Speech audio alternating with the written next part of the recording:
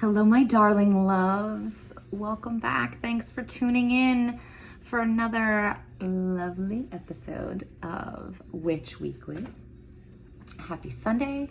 Happy Valentine's Day. Happy Galentine's Day. Happy insert whatever phrase or vocabulary you would like for today, the 14th of February. That is this Sunday.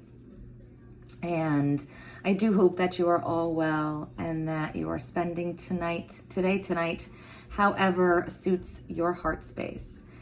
And in the spirit of today, I thought that I could highlight one of the most associated symbols of the holiday, the rose.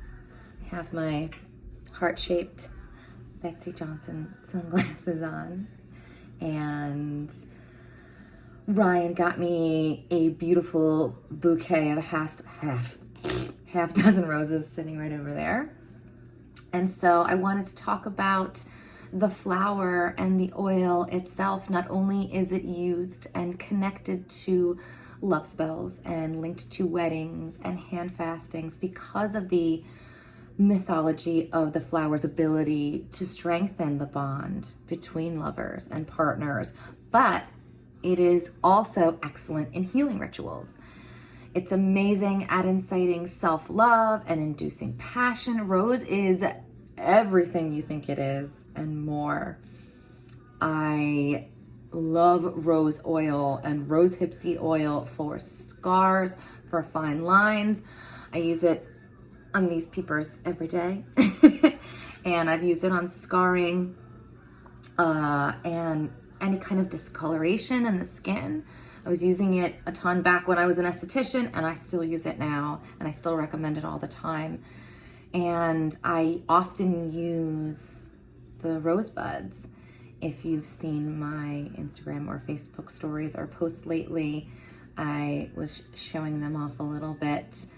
I include them in my spell bags to enhance self-love and compassion and acceptance, to speed up healing, physical and emotional.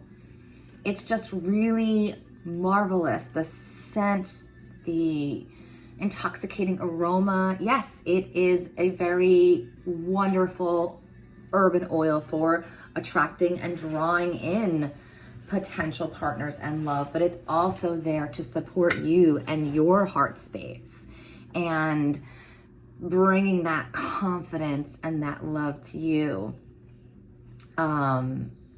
It's just intoxicating is like the best word I said to use for it, and it's fantastic. So get yourself some rose oil, or even if you just got some roses in your home, just the energy around them. There's a reason they're connected to the heart chakra.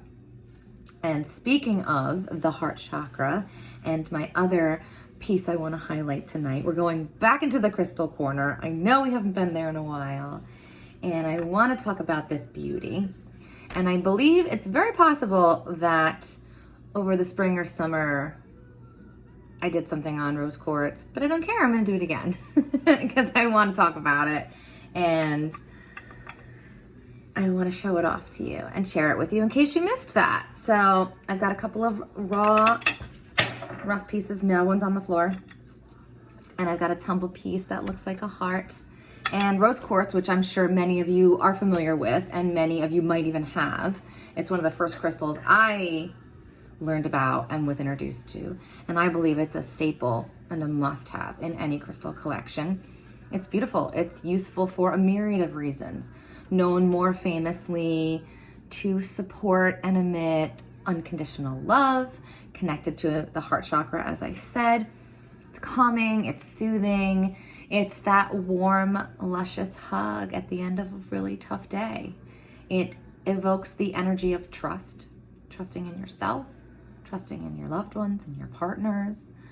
It provides patience, and yes, much like rose and rose oil itself, it can attract and draw love into your life, provided that you are making space for that and supporting yourself too. You have to be loving yourself first. And I love you. So if you haven't been told that you are loved today, I love you. So keep that with you. It will, on an energetic level, Rose Quartz, transmute negative and stuck emotions, and it can help to heal and soothe heartbreak. There's so much noise going on outside in the hallway. I don't know what's happening. It's wild. And it's a really great stone to just support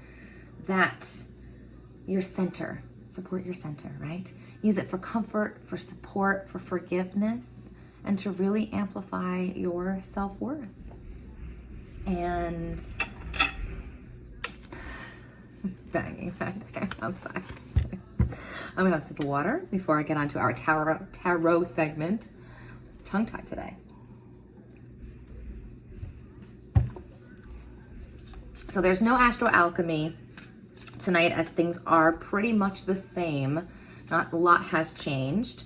We're still swimming in this Aquarius stellium.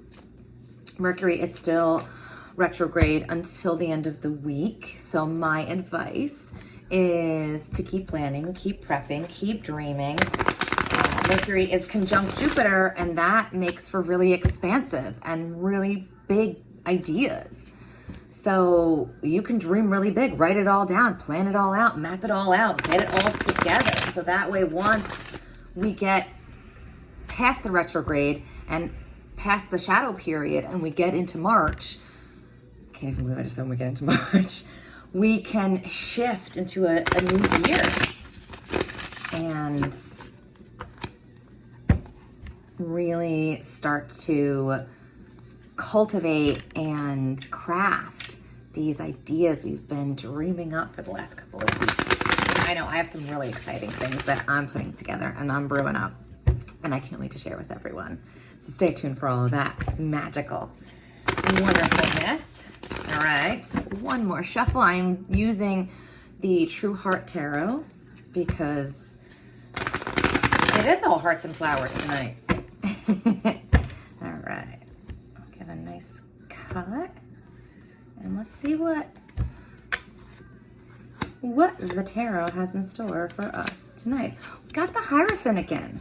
I feel like we got the Hierophant last week or 2 weeks ago, but it is the card of the year, so there is no and